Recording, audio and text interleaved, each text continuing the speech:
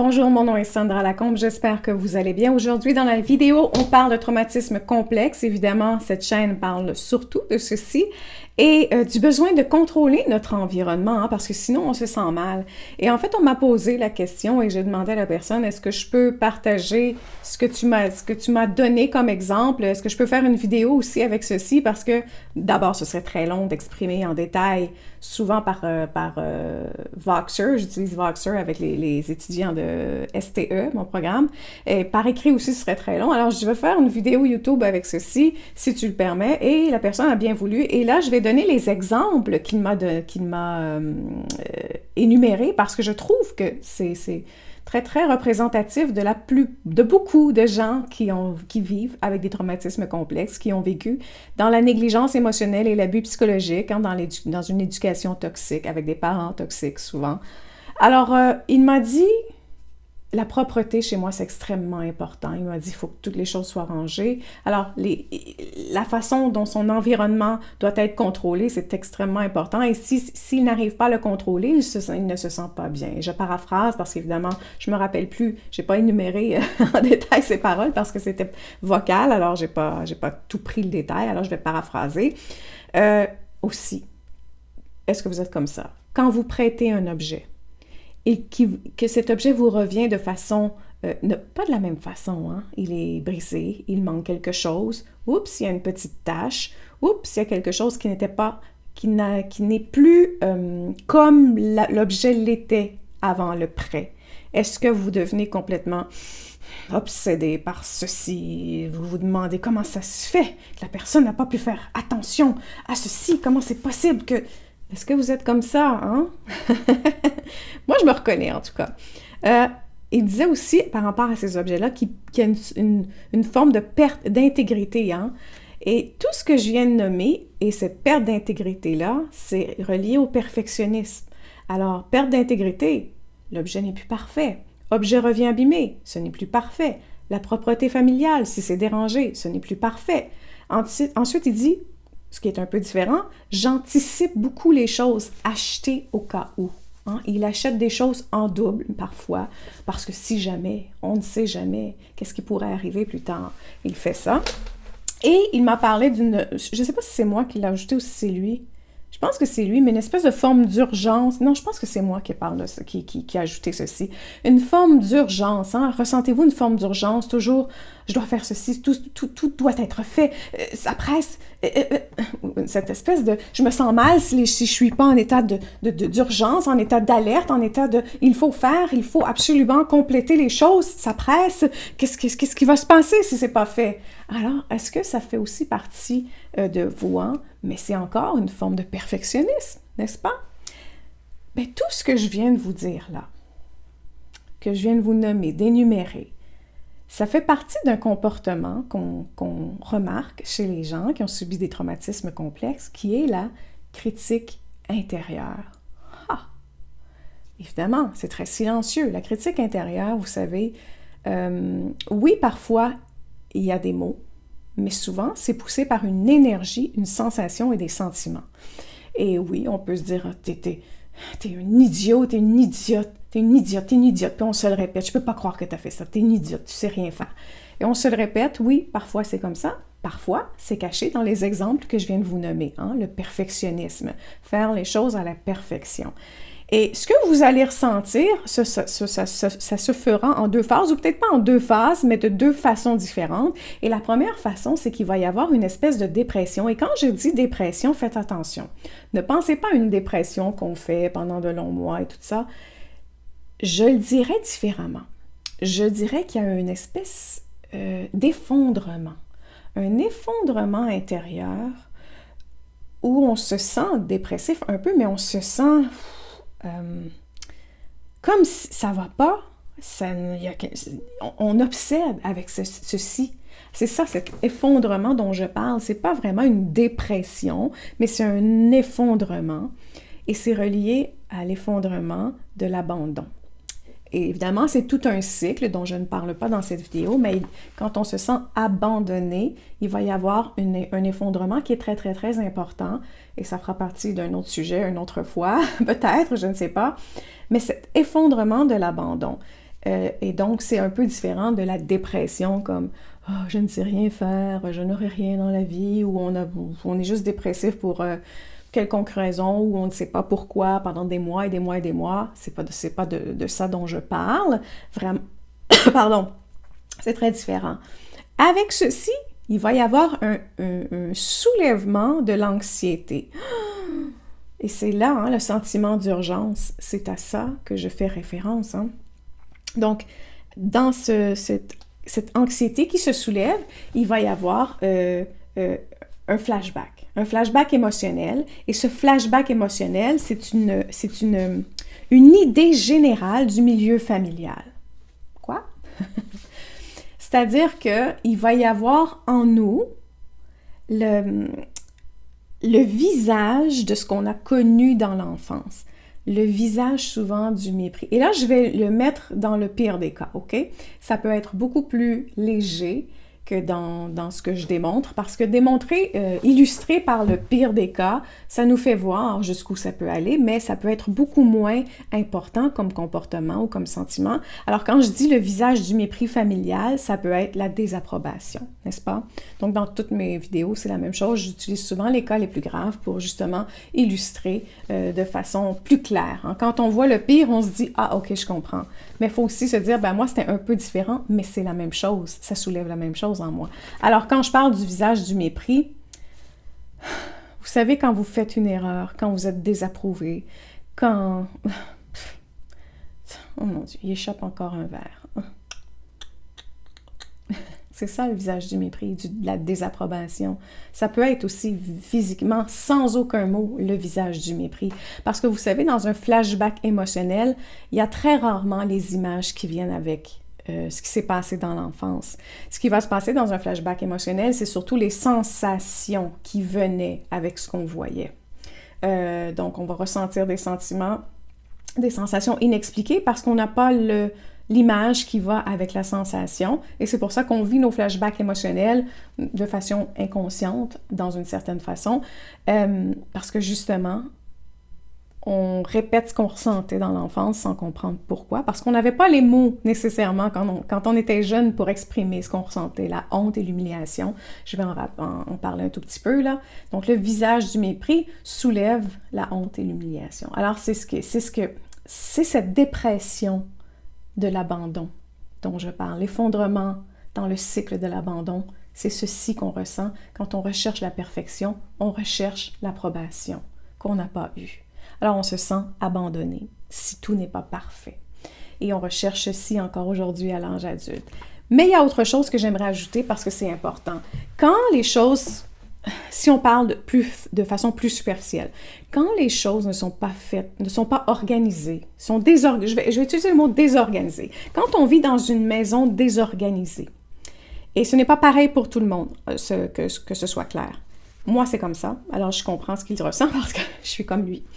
Quand notre environnement il est désorganisé, à l'intérieur de nous, comme on n'est pas organisé émotionnellement, c'est comme s'il y avait un lien invisible entre cette désorganisation extérieure et cette désorganisation intérieure. Alors, on veut organiser ce qu'il y a à l'intérieur de nous et pour y arriver, plutôt que de travailler sur soi, on va travailler à l'extérieur de soi et on va organiser son environnement. Parce que quand l'environnement est désorganisé, on se sent anxieux à l'intérieur parce qu'on devient aussi désorganisé à l'intérieur de nous.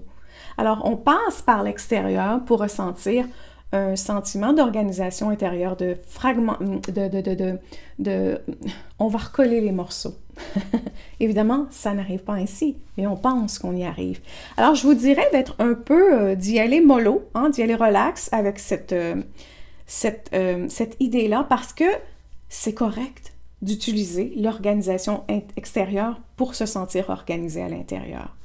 Sauf qu'il y a un niveau qu'il faut respecter. Et il y a un moment où on doit se parler et on doit dire « c'est correct, c'est correct ». Qu'il y ait une chaussure placée comme ça au lieu que les deux soient comme ça. Peut-être que j'ambitionne là, mais c'est correct qu'aujourd'hui, une fois par mois, le lit ne soit pas fait. C'est correct.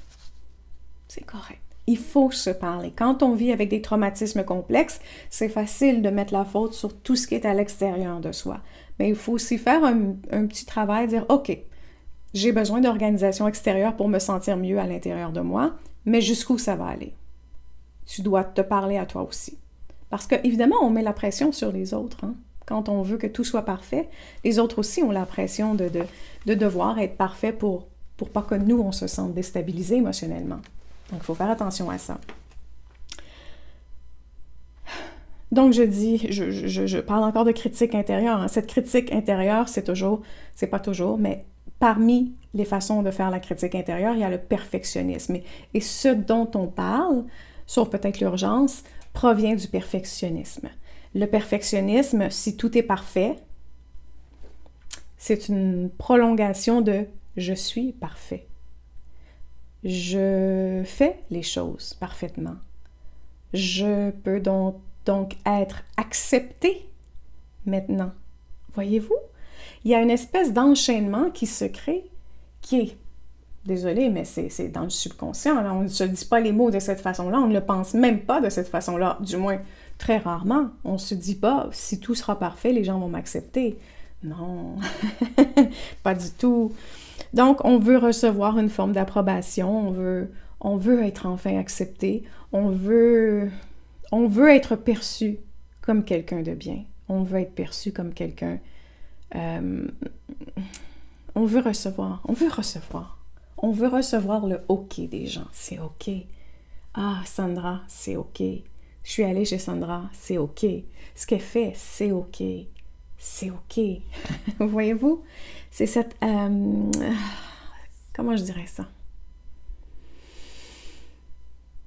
C'est un besoin de vraiment être accepté, d'être approuvé, qui est caché derrière des comportements qui servent à nous faire du bien, à se dire c'est beau, tu es parfait, tout est parfait. Et on ne veut pas ressentir la désorganisation de se sentir abandonné, on ne veut pas ressentir ça émotionnellement. Alors on va contrôler l'environnement. C'est normal, c'est un comportement normal. Alors le mépris parental, la désapprobation, hein, si on voulait diminuer un peu l'intensité du mot, ça soulève toujours l'humiliation. Imaginez-vous, là, retourner dans l'enfance et voir, sans même avoir des mots, sans même recevoir une claque, sans rien de tout ça, un parent qui vous regarde sans rien dire. Imaginez le mal, l'humiliation que vous ressentez. Alors, oui, cette humiliation-là vit... Et les gens m'obstinent souvent, et surtout les hommes vont me dire « Non, c'est pas vrai que je me sens humiliée, parce que... » Mais cette humiliation-là, qui est très, très, très refusée, on ne veut pas ressentir l'humiliation. On ne veut pas ressentir l'humiliation.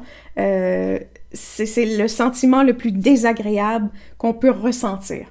Quand on étudie ceci là, dans les traumatismes complexes, le sentiment, probablement en psychologie générale, là, le sentiment le plus difficile à supporter, c'est le sentiment d'être humilié. C'est horrible à ressentir. Alors, tout ce temps, on le cache. On le cache et on le cache et on le cache.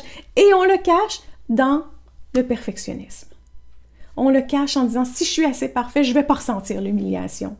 Si tout est correct dans ma vie, si tout est contrôlé, là, je ne vais pas ressentir l'humiliation. C'est une façon, il y a plein d'autres façons dont ça se démontre dans notre vie. Mais si on parle de ceci, c'est une façon de ne pas ressentir ce sentiment d'abandon parce que j'ai écrit une phrase ici. L'humiliation provient de l'abandon et de la dépression qu'on ressent durant le cycle émotionnel de l'abandon. C'est horrible ce sentiment. Alors pour contrer ce sentiment, au lieu d'essayer d'être parfait, de faire tout parfait, de devoir avoir des objets parfaits, des choses parfaites, je vous dis, entrez dans ce sentiment d'imperfection que vous avez ressenti au travers de l'humiliation. L'humiliation, c'est comme la colère. L'humiliation, c'est comme la joie. L'humiliation, c'est comme le bonheur, c'est comme un sourire, c'est comme la tristesse. C'est une émotion, c'est tout.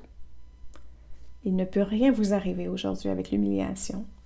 Vous allez le ressentir. Ça va faire mal comme ça fait mal la tristesse. Ça va faire mal comme ça fait mal la colère. Ça va faire mal. Mais vous avez assez de force à l'âge adulte pour le faire vivre et aller entrer dans ce sentiment que vous n'êtes pas parfait et c'est OK.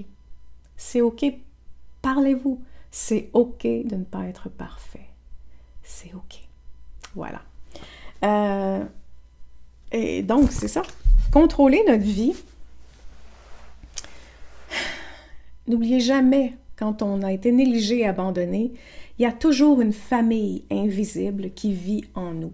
De là, la raison pour qu'on appelle la thérapie IFS, que j'enseigne dans STE, là, le système familial interne, ben c'est ça. C'est cette famille invisible qui vit toujours en nous, qui est en nous, qui est là pour nous désapprouver, qui est là pour argumenter qu'on ne vaut rien, qui est là pour nous réprimander, qui est là, qu'est-ce que j'ai pas dit, qui est là pour montrer son mépris, qui est là pour nous ridiculiser, qui est toujours là, cette famille, pour être toujours porter le chapeau du... j'ai juste scapegoat, je dis toujours scapegoat, j'oublie le mot. Le bouc émissaire, voilà. On est toujours, c'est toujours ceci qui vit en nous. Ça ne vit pas dans nos pensées, ça ne vit pas nécessairement dans nos images non plus. Ça vit dans le corps, ça vit dans les sensations du corps. C'est là, encore une fois. Alors, il faut déconstruire tout ça très, très, très doucement pour comprendre que quand on se sent examiné constamment, quand on sent une pression extérieure, cette pression extérieure n'existe pas, n'existe plus. Elle existe dans notre corps, elle existe peut-être dans notre cerveau aussi, elle existe dans ce qu'on ressent, dans nos sensations, dans nos sentiments, dans nos croyances. Oui, mais dans la réalité à l'âge adulte, ça n'existe plus. Sauf si vous prenez votre corps physiquement et que vous habitez encore avec vos parents physiquement, ça existe encore. Je vous dirais que la meilleure façon, c'est de s'éloigner. Mais sinon, ça n'existe plus. Alors, vous pouvez prendre le contrôle de vous-même et dire « ça suffit ». Ça n'existe plus. Je vais recommencer à ressentir cette humiliation parce que maintenant, je suis en sécurité. Je peux ressentir l'humiliation. Je peux supporter la douleur de l'humiliation parce que vous allez refuser de la ressentir parce que c'est douloureux. Pourquoi je voudrais ressentir l'humiliation? Pour simplement la libérer. Parce qu'il faut ressentir une émotion pour la libérer. Voilà. Donc, c'est ça, c'est ce que j'avais à vous dire. Si jamais vous êtes intéressé à savoir ce que j'ai été négligé émotionnellement ou abusé psychologiquement, allez sur mon site, il y a 2 questionnaires qui existent. Vous allez pouvoir les compléter et avoir une réponse assez rapidement. Voilà, sur ce, je vous dis, prenez soin de vous, car tout le reste suivra.